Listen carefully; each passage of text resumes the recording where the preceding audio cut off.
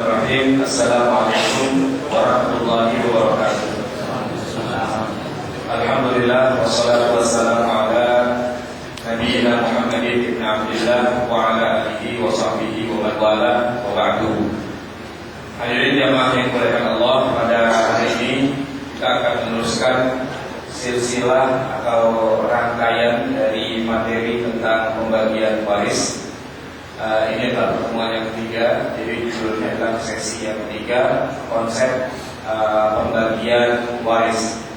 Dua materi sebelumnya kita sudah bicara banyak hal dan kita meneruskan pada hari ini bagaimana membagi waris dengan asumsi kita sudah memilah antara orang yang punya hak waris dengan yang tidak punya hak waris.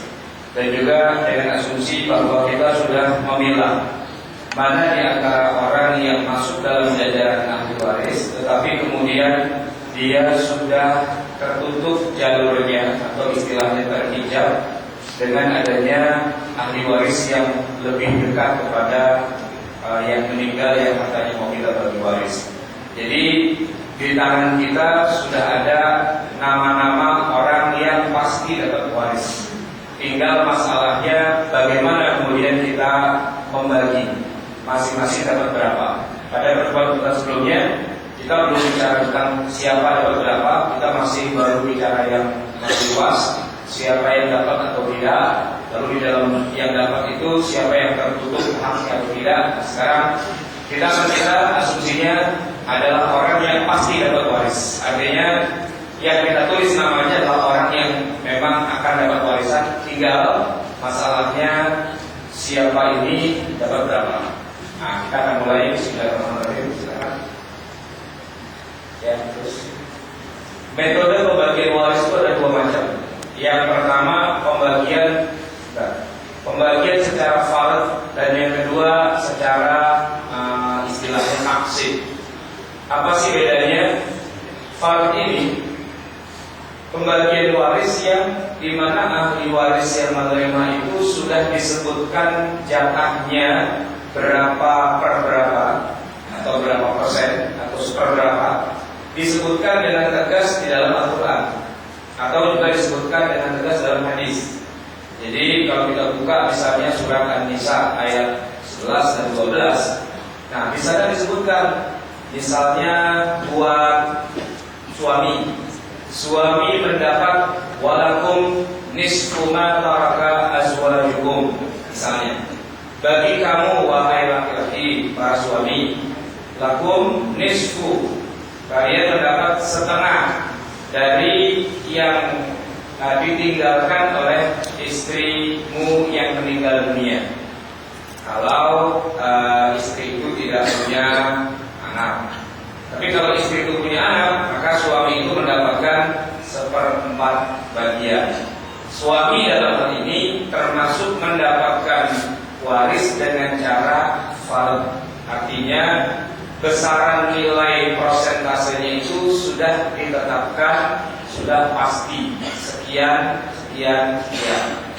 Begitu juga seorang istri, walahunna, bagi mereka, maksudnya buat istri-istri kamu, kalau kamu yang meninggal, para istri itu akan mendapatkan, disebutkan di dalam Al-Quran, 1/4.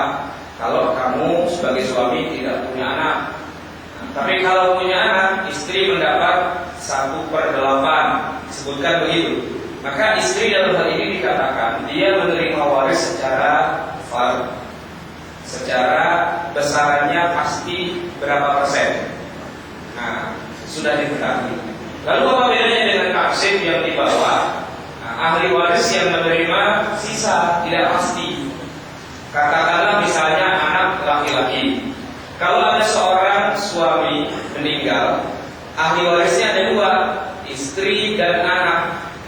Maka istri dalam hal ini mendapatkan 1/8 sebagaimana disebutkan dalam surat An-Nisa itu. Lalu anak mendapatkan sisanya, anak laki-laki itu dapat sisanya. Jadi kalau istri dapat 1/8, berarti sisanya adalah 7/8. Nah, angka 7/8 itu tidak disebutkan di Al-Quran, tidak disebutkan di hadis. Hanya disebutkan berarti sisanya itu diberikan kepada anak laki-laki. Sehingga besarannya bisa jadi beda-beda, tergantung dari jumlah anak laki-lakinya. Kalau anak laki-lakinya 2, 7/8 itu bagi 2. Anak laki-lakinya 3, ya 7/8 sisanya itu bagi 3. Anak laki-lakinya 7, ya 7/8 itu dibagi 7. Kalau 70 anaknya ya bagi 70. Sehingga besarannya itu tidak pasti. Besarannya hanya berdasarkan si ahli waris yang lain yang menerima secara fard itu sudah mengambil. Mungkin ada banyak, bukan cuma istri mungkin. Yang meninggal itu misalnya suami ya, dia meninggalkan istri ambil 1/8. Dia meninggalkan ayahnya yang meninggal itu mengambil misalnya 1/6. Ternyata dia juga masih punya ibu ngambil 1/6. Berarti dari harta bulan 1 itu sudah diambil 1/8, 1/6, 1/6. Nah, kan masih ada sisa. Kemana sisanya? Kepada anak laki-lakinya. Nah, anak laki-lakinya itu tidak disebutkan berapa dia mendapatkan, tapi disebutkan dia hanya menerima sisa. Maka disebutkan di sini istilahnya tidak pasti. Baik. Contoh ya. Contoh. Kalau saya cerita, contohnya di sini. Saya lihat yang pertama dulu ya. Istri dapat 1/8 atau 1/4. Suami dapat 1/4 atau setengah. Atau contoh yang lain, anak perempuan tunggal dapatnya setengah. Kalau anak laki-laki, dia dapatnya di sini asoba, ya asoba, sisanya. Tapi kalau anak perempuan tidak punya anak laki-laki, dia hanya anak perempuan saja, tunggal pula, dapatnya setengah dari harta yang diwariskan oleh orang tuanya, baik itu ayahnya ataupun ibunya. Sepasang suami istri punya anak satu-satunya perempuan, maka anak perempuan itu mendapatkan setengah atau 50% dari harta yang ditinggalkan oleh ayahnya atau ibunya. Sebaliknya, kalau yang meninggal itu anak, maka kalau anak yang meninggal masih punya ayah dapatnya 1/6. Maka istri, suami, anak perempuan tunggal atau ayah itu semua menerima waris secara fard. Fard itu artinya secara besarannya pasti, sepersekian. Nah, yang di bawah ini contohnya adalah anak laki-laki, dia menerima sisanya. Atau saudara almarhum, saudaranya. Jadi kalau tadi suami istri kemudian tidak punya anak, misalnya anaknya perempuan misalnya. Anaknya 1 perempuan, istri 1. Maka istri itu dapat 1/8, anak perempuan dapat setengah. Masih sisa, lari kemana? Nah, lari ke saudaranya almarhum, baik kakak ataupun adik. Sisanya itu sini. Nanti dibagi lagi, saudaranya ada berapa? Kalau saudaranya ada 2, ya sisanya bagi 2. Saudaranya ada 3, ya dibagi 3. Kalau saudaranya ada yang laki dan perempuan, maka yang laki dihitung 2 orang. Jadi kalau saudaranya atau tadi seperti anak juga, saudaranya laki 2, perempuan 1. Berarti seolah-olah saudara itu ada berapa orang? Kalau laki dianggap 2, berarti kalau 2 laki-laki 1 perempuan berarti ada 5. Maka sisanya itu dipecah 5, yang laki dikasih 2, yang perempuan dikasih 1. Seperti begitu juga dengan anak. Suami istri, suami meninggal, istri dapat 1/8, didahulukan. Yang dapat fard ini kita dahulukan. Nah, baru kita dapat sisa. Jangan sisanya duluan dikasih, nanti yang ininya nggak dapat. Maka yang fard ini harus didahulukan, sisanya baru dikasih ke anak. Anggaplah yang meninggal suami, berarti istri mendapat 1/8. Ada anaknya 2, 1 laki 1 perempuan. Berarti kan laki-laki dan perempuan itu sebagai anak terima sisa. Sisanya adalah 7/8. Nah, 7/8 itu kita bagi kepada 1 anak laki-laki dan kepada perempuan tidak sama besarnya. Ya. Anak laki-laki harus dihitung sebagai 2 orang anak perempuan. Seolah-olah mereka punya anak 3 orang. Nah, sisa yang 7/8 itu kita belah 3 sama besar. 2 bagian kita kasih anak laki-laki, 1 bagian kita kasih anak perempuan. Nah, kalau 7/8, kalau mau bagi yang gampang, ya anak perempuan 3, anak laki-laki 2, itu gampang baginya. Karena anak laki-laki 2 berarti sudah 4 kan, anak perempuan 3, 4 tambah 3 kan 7. 7/8 kita bagi 7, gampang. Laki-laki dapat 2 bagian, perempuan dapat 1 bagian. Ini adalah metode dalam membagi waris. Ada yang harus didahulukan, yaitu kita cari dulu siapa yang termasuk orang yang menerima waris secara fard. Setelah itu baru kita cari orang yang menerima waris secara taksib. Nanti akan muncul masalah kalau orang yang menerima taksib ini tidak ada. Misalnya sudah dibagi-bagi masih ada 1/8, tapi tidak ada yang menerima taksib. Bagaimana? Nanti akan dikembalikan lagi kepada ashabul furud dengan pembagian yang nanti sudah ditentukan. Baik, kita teruskan. Nah, ini sebenarnya saya punya tabel yang nanti bisa di-download di situs saya. Jangan dipencet berkumpul lagi dulu. Terus, oke. Di dalam tabel ini saya membuat begini. Setiap satu orang ahli waris itu diberi nomor ID ya, untuk lebih memudahkan. Karena kalau kita bilang ayah, takutnya ini ayahnya siapa? Kalau kita bilang ayah, sebenarnya itu adalah ayahnya almarhum. Tapi nanti kalau ayah ini punya ayah lagi, kita tulis ayah juga, kan tambah bingung. Maka untuk memudahkannya dikasih saja nomornya. Ayah yang dimaksud adalah yang punya ID nomor 5. Dalam bahasa Arab disebut dengan ab, bahasa Indonesia ayah. Dan di sini adalah angka nomor-nomor orang lain yang karena ada ayah, kemudian orang yang punya nomor ID ini menjadi tertutup atau terhijab, tidak bisa mendapat warisan. Di bawahnya ini adalah daftar berapa sih yang bisa diterima ayah. Ayah dari almarhum yang meninggal, anaknya meninggal, punya harta waris sebagai ayah, kemungkinan dia bisa mendapatkan 3 model pembagian. Pertama, mungkin saja dia menerima 1/6. Ya. Yang kedua, bisa saja dia menerima sebagai asobah tadi, sisa. Atau dia juga bisa menerima dengan cara dua-duanya, sebagai 1/6 dan juga sebagai sisa, digabung. Kapan dia dapat 1/6, kapan dia dapat asobah, dan kapan dia dapat 1/6 dan asobah, tergantung dari syarat yang ada di bawahnya. Ini saya sebut dengan syarat. Apa maksudnya syarat ini? Angka 1, 2, 19, 20 itu adalah angka yang mewakili anggota ahli waris yang lain. Seandainya ketika anaknya meninggal nih, lalu ada orang dengan nomor ID 1 masih hidup dapat waris, atau 2, atau 19, atau 20, maka ayah itu akan mendapat 1/6. Sebaliknya, kalau nomor 1, nomor 2, nomor 19, nomor 20 tidak ada, maka ayah akan menerima sebagai asobah. Tapi kalau yang ada adalah 2 dan 20, maka ayah akan menerima 1/6 plus asobah. Jadi dia terima dulu 1/6. Terus nanti kalau ada sisanya buat ayah lagi. Bisa kita coba untuk contohnya. Ini syaratnya, ini bagiannya. Pertama periksa dulu syaratnya. Ini. Jadi kita lihat apakah di antara para anggota ahli waris itu terdapat orang-orang ini yang nomor ID-nya 1, 2, 19, 20. Kalau ketemu, kita sudah periksa syaratnya, lalu tetapkan bagiannya. Ternyata misalnya yang ada ahli waris itu adalah nomor 2 dan nomor 20. Berarti ayah akan menerima 1/6 dan sisanya. Nomor 2, tetapkan bagiannya. Yang ketiga, dahulukan fard. Berarti ayah kita kasih dulu 1/6, sisanya berikan kepada asobah, karena ayah juga asobah juga. Nanti kalau ada pembagian asobah, ayah akan diberi lagi. Itu sebagai teorinya.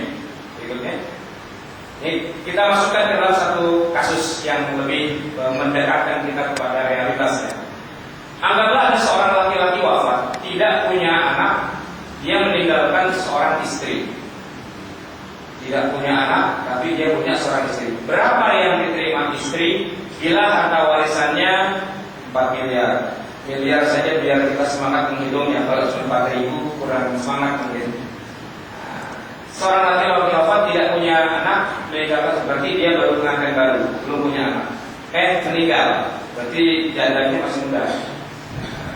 Istrinya ini berapa dapat warisan dari suaminya yang baru saja menikahi dan kemudian meninggal dunia? Ternyata suaminya seorang miliuner. Bisa kita lihat? Kita lihat istri. Maka istri itu nanti di samping ke sini suami yang meninggal ya. Istri itu zaujah itu punya dua kemungkinan menerima. Pertama, dia bisa menerima 1/4 atau dia bisa menerima 1/8. Kita lihat dulu syaratnya di bawah ini. Ya. Periksa syaratnya dan tetapkan bagiannya. Bagiannya apakah 1/4 atau 1/8? Itu saja tugas kita untuk menjawab. Dari angka 4 miliar tadi, kita lihat di sini. Almarhum tidak punya anak. Dalam diagram, kode nomor anak dari yang meninggal itu adalah kodenya 1. 1 itu kalau di sini kan dicoret, berarti tidak ada. Almarhum tidak punya anak. Dalam diagram anak itu nomor 1. Berarti yang ini. Maka istri dapat 1/4 bagian dari harta suaminya. Karena suaminya meninggalkan harta 4 miliar, maka istri mendapat 1/4-nya yaitu 1 miliar. Nah, kira-kira begini. Kalau 1 bulatan namanya 4 miliar, 1/4 ya segitu itu. Oke, kita masuk pada kasus yang kedua. Kasus yang kedua, seorang laki-laki wafat tidak punya anak, tapi punya cucu dari anak laki-lakinya. Dan dia meninggalkan seorang istri. Tidak punya anak kok bisa punya cucu? Bagaimana ceritanya? Gimana ceritanya? Maksudnya waktu dia meninggal, anaknya sudah meninggal duluan. Di mana anaknya yang meninggal duluan ini sudah punya anak lagi. Jadi ahli warisnya bukan anak. Siapa? Cucu. Karena anaknya sudah tidak ada. Maka dimungkinkan hal itu terjadi. Seorang laki-laki wafat tidak punya anak, tapi punya cucu dari anak laki-lakinya, dan dia juga meninggalkan seorang istri. Berapa yang diterima istri bila warisannya bernilai 4 miliar? Ayo kita lihat, istri lagi. Periksa syaratnya, ambil bagiannya.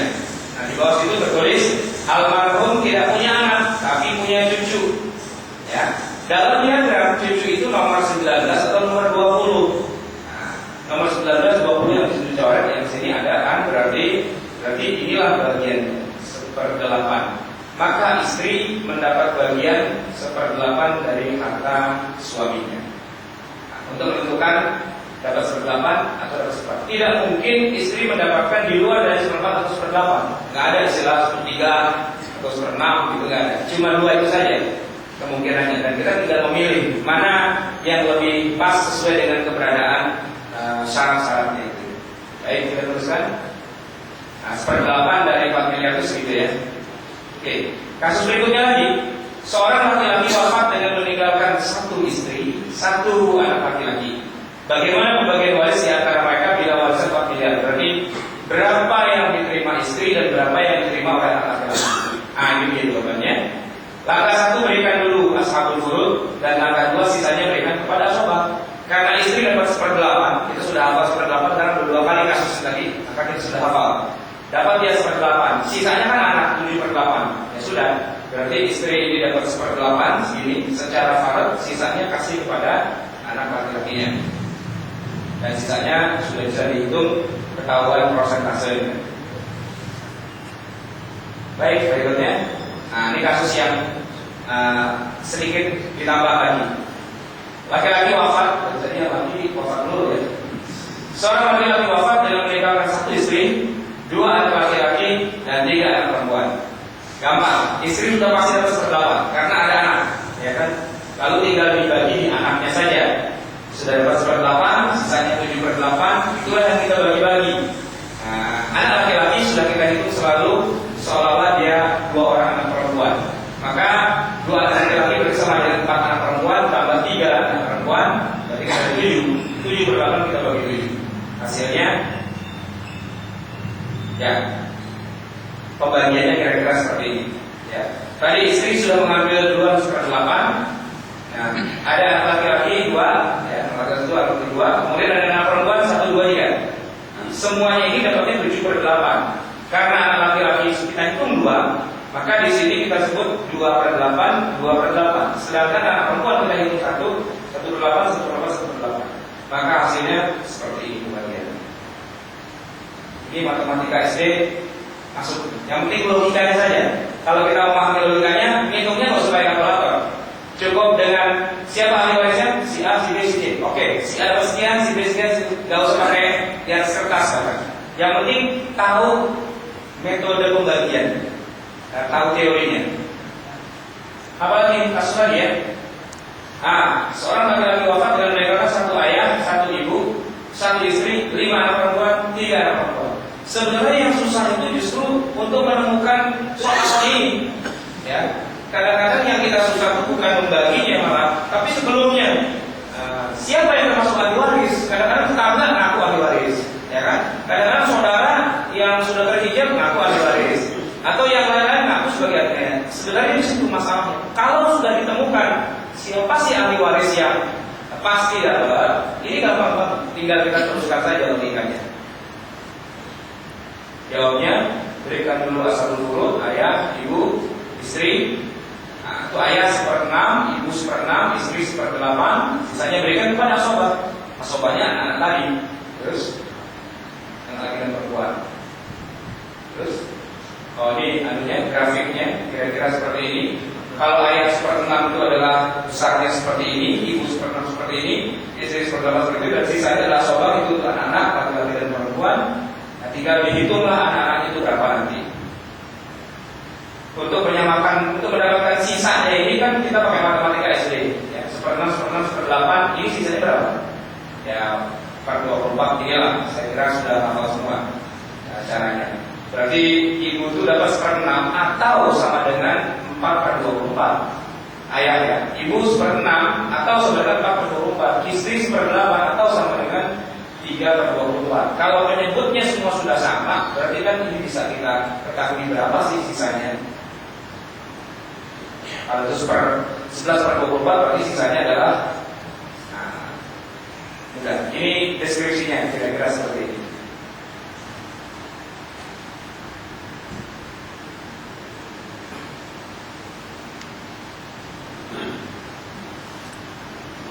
Kasus lagi. Seorang wanita sekarang yang meninggal istrinya wafat, jadi suaminya duda ya, dengan meninggalkan 1 ibu, 1 suami, 1 anak perempuan, dan juga ada saudara. Bagaimana pembagian waris? Oke, kita buka terusannya. Ibu 1/6, suami 1/4, sisanya berikan kepada 1 guru, yaitu anak 23. Oke, pembagiannya seperti ini. Terus kalau kita bagi perannya seperti ini, saudara sisa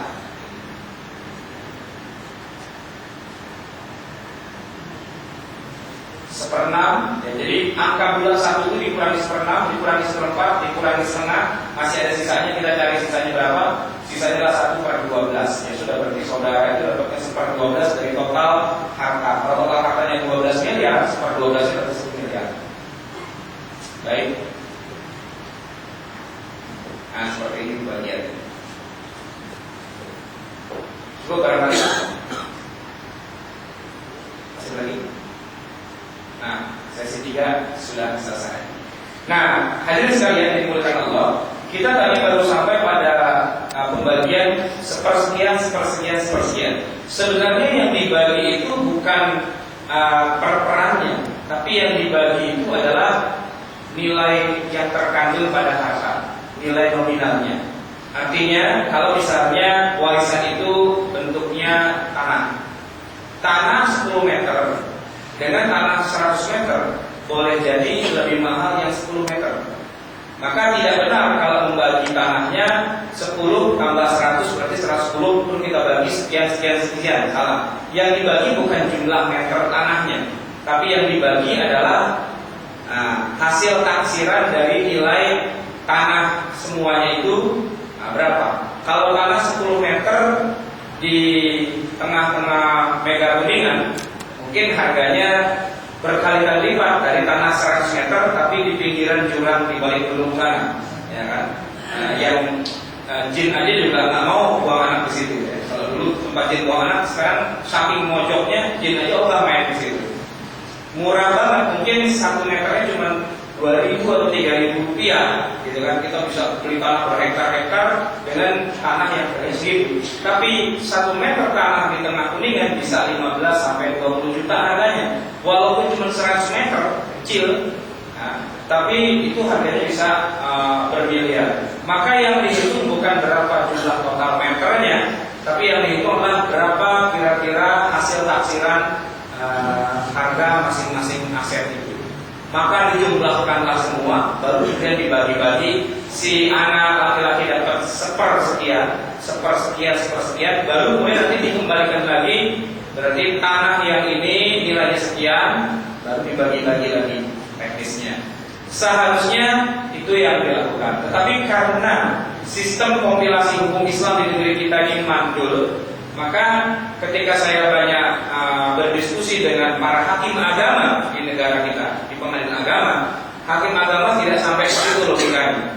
Jadi dalam pandangan mereka, kalau tanahnya harganya beda-beda, bukan urusan kami. Pokoknya kami sesuaikan jumlah meter-meteran tanahnya.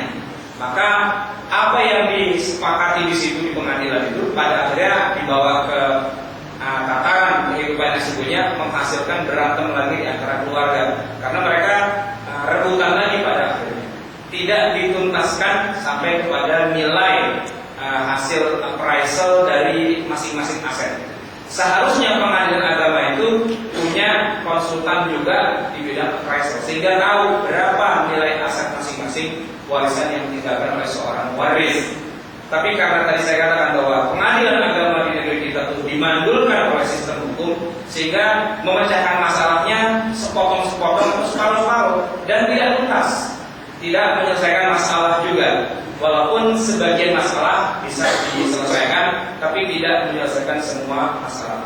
Lagi-lagi karena ini konflik kepentingan, karena pengadilan agama itu pada hakikatnya hanyalah perpanjangan tangan dari Departemen Agama, dan Departemen Agama hanyalah sekedar hadiah untuk menghibur umat Islam yang kalah secara politik di panggung politik nasional.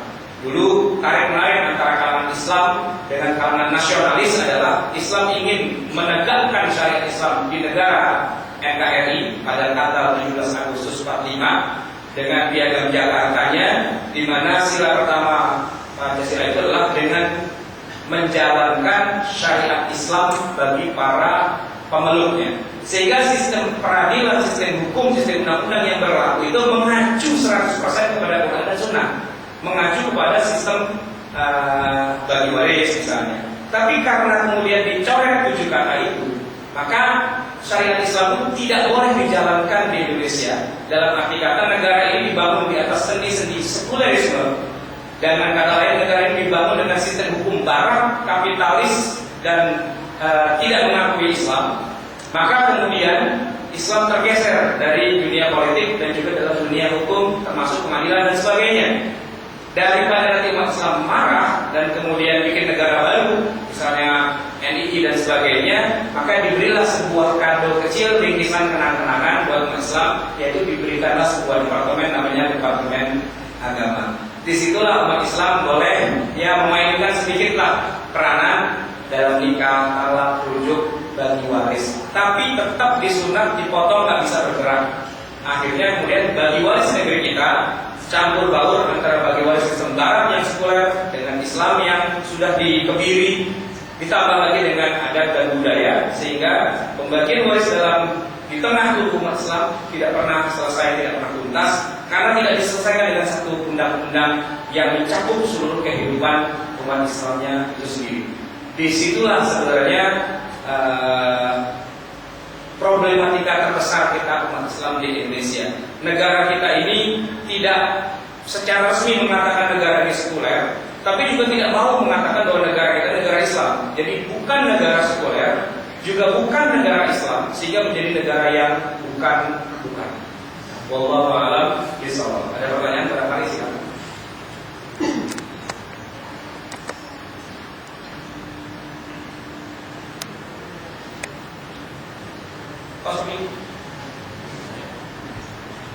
Ya, ada yang mau tanya? Ya, silakan. Kalau misalnya asobahnya nggak ada, gimana? Nah, kalau asobahnya nggak ada, masuk kita pada sesi yang keempat sebulan lagi, insya Allah. Intinya begini, sisa yang harusnya diberikan kepada asobah kalau tidak ada, maka sisa ini dikembalikan lagi kepada para ahli waris dengan perbandingan masing-masing. Tadi kan misalnya ada yang dapat 1/6, ada yang dapat 1/8, ada yang dapat setengah misalnya. Terus sisanya nggak ada yang ngambil, maka sisanya ini dibagi lagi kepada 3 pihak tadi dengan perbandingan yang yang sama. 1/8 itu banding 1/6 banding setengah itu berapa sih? Berapa banding berapa kalau bilangan bulannya? Nah, kira itu istilahnya namanya aul. Itu kalau lebih masih penting. Kalau kurang, ada juga kasus kayak gitu. Jadi secara farad ada yang dapat 2/3, terus ada yang dapat setengah. Secara nilai matematis sudah tidak mungkin. Ya. Ahli waris cuma 2, yang satu berhak 2/3, yang satu dapat setengah. Kan udah nggak masuk logikanya. Sebab kalau diambil 2/3 berarti sisanya kan cuma tinggal 1/3. Sementara ini ada ahli waris satu lagi yang harusnya dapat setengah, kan nggak dapat itu. Berarti kan siapa yang harus dikalahkan? Yang setengah dikalahkan bagiannya agar yang satunya dapat 2/3, atau yang 2/3 harus ngalah biar yang satu dapat setengah, sehingga dia jadi nggak dapat 2/3 atau dia cuma setengah juga, atau bagaimana? Nah, disepakati dua-duanya harus ngalah, tapi porsi ngalahnya masing-masing sesuai dengan porsi 2/3 dan setengah. Emang enggak juga. Porsi 2/3 gini, 2/3 dibanding setengah itu berapa banding berapa kalau kita jadikan bilangan bulan? Jadi kan masih bilangan pecahan. Gini, 1/4 banding setengah itu berapa banding berapa sih? 1/2 kan? Nah gitu. Sekarang 2/3 banding setengah itu berapa banding berapa? Ya itu aja lah sendiri itu. Intinya seperti itu. Jadi ada istilah aul, ada istilah roj, yang itu akan kita bahas pada pertemuan yang keempat dalam kasus di mana tidak ada asobah. Tapi saya pikir itu karena sudah terlalu jauh, sebab kebanyakannya dalam realitas kita sehari-hari pembagian waris tidak akan sampai ke level yang rumit seperti ini. Ini adalah kasus-kasus yang memang jarang terjadi. Yang paling sering terjadi adalah suami istri, suaminya meninggal, istrinya masih ada, lalu ada anak-anaknya. Itu gampang banget. Pokoknya ibu atau istri itu 1/8, sisanya bagi rata kepada anak-anaknya dengan ketentuan anak laki harus dapat 2 bagian dari anak perempuan. Itu saja kalau sudah bisa dijalankan sudah luar biasa hebat. Masalahnya yang sadar dari 10 anaknya cuma 1. Yang 9-nya sekuler semua, walaupun namanya Ahmad, Muhammad, Ibrahim, Isa dan sebagainya, tapi cara berpikirnya kafir, kapitalis. Dia belajar hukumnya hukum barat, belajar ekonominya dari barat, walaupun kampusnya Universitas Muhammadiyah atau Universitas Islam Indonesia, tapi belajar ekonominya ekonomi barat kapitalis. Nah, itu kerugian kita umat Islam di Indonesia itu seperti itu. Agamanya Islam, sholatnya 5 waktu, puasa, zakat, haji tiap tahun bolak-balik, lebaran pakai baju baru, pulang kampungnya 2 minggu, gitu ya.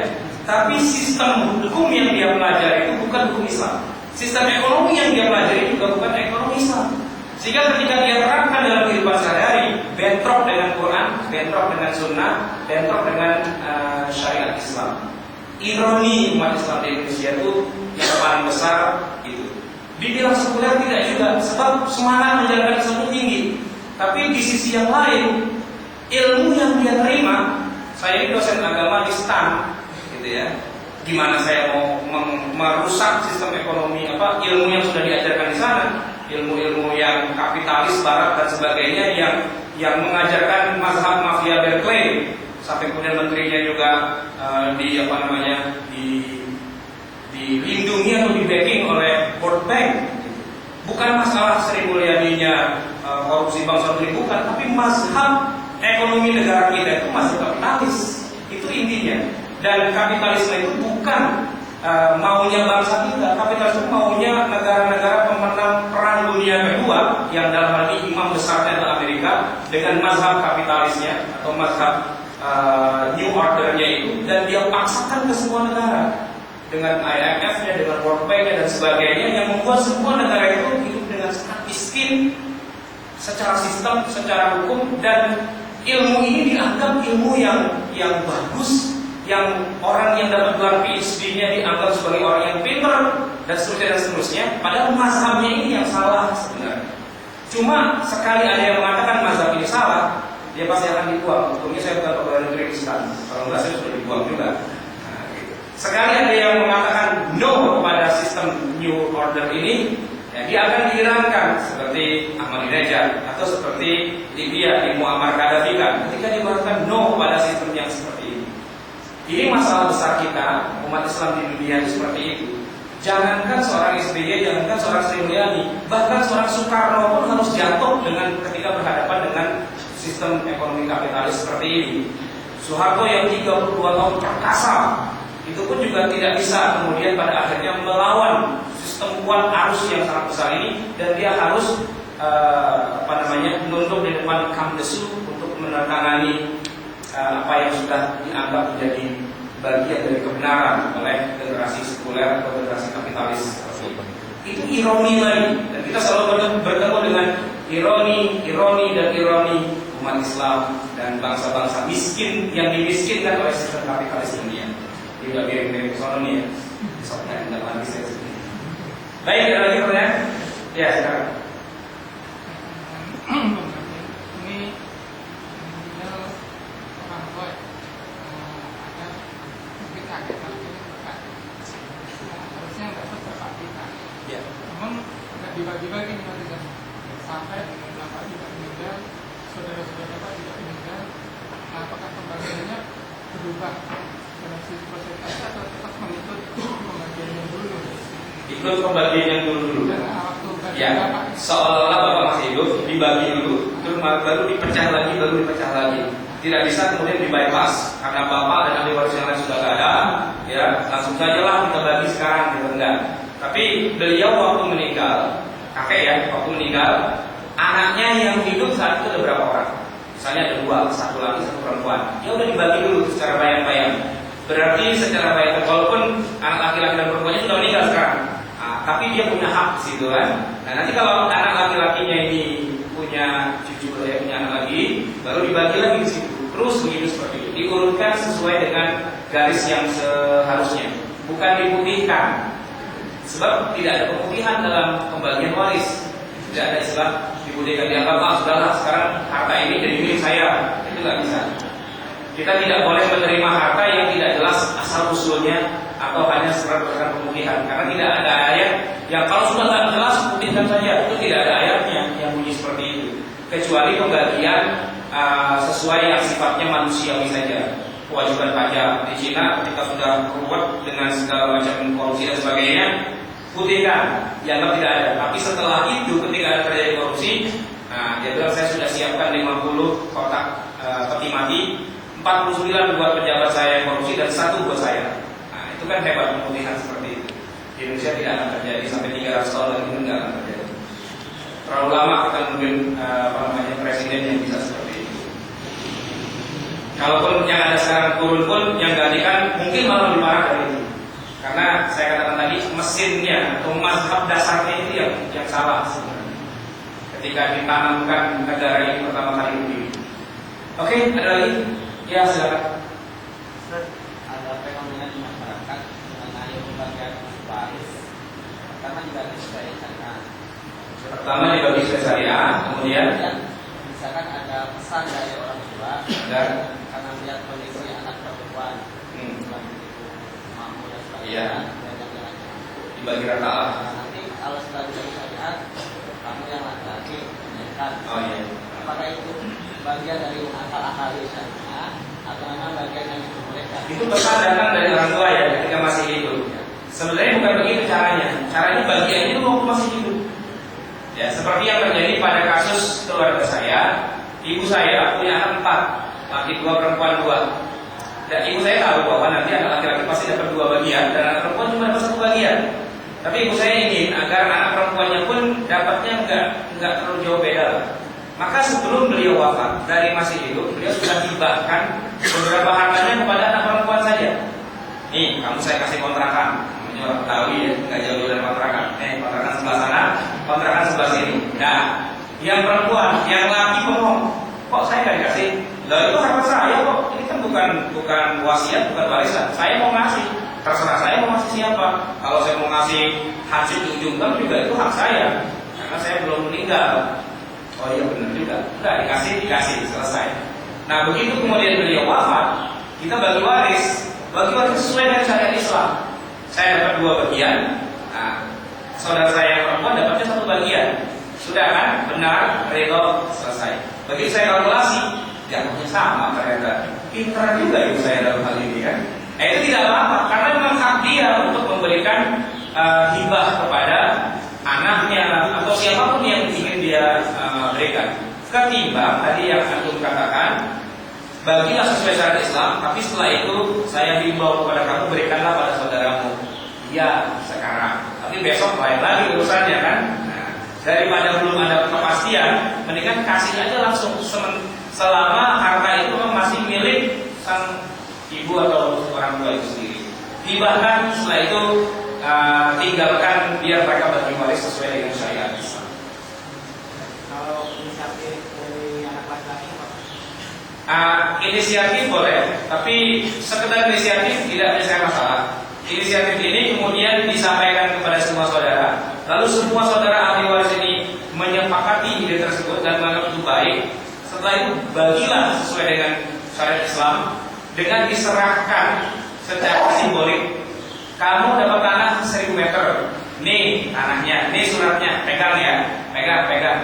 Kamu dapat duit 2 miliar, nih ATM-nya aja gitu ya. Nah, atau apa namanya ceknya atau apalah gitu kan. Dia merasa menerima. Oh iya. Nah sekarang kemarin kita sudah sepakat, kita akan berikan sebagian kepada saudara kita yang perempuan. Ayo silakan sekarang kalau mau dibagi sesuai dengan keikhlasan masing-masing. Yang ikhlas ngasih, yang nggak ikhlas kalau dia banyak juga karena saya. Nah, dia nggak mau ngasih, nggak apa-apa. Karena tadi kan cuma kesepakatan antara mereka, bukan sesuatu yang sifatnya mengikat.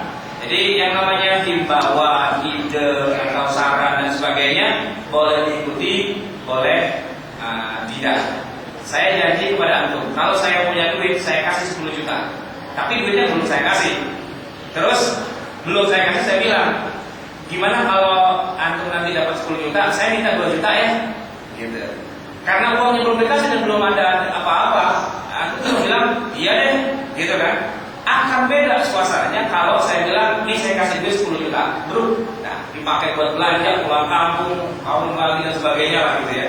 Lalu saya bilang, minta loan 2 juta, belum tentu dikasih pada saat itu, karena sudah dinikmati duitnya, sudah diterima. Nah, ketika uangnya belum diterima, masih dalam awal-awal, itu berapa yang diterima mau berapapun masih belum pasti kan. Tapi ketika sudah merasa memegangnya, terus diminta, nah itu jadi berat. Maka yang namanya kesepakatan itu juga harus perhatikan asas seperti itu. Baik, cukup barangkali ya, sudah satu ya. Wabillahi taufiq wal hidayah. Wassalamualaikum warahmatullahi wabarakatuh.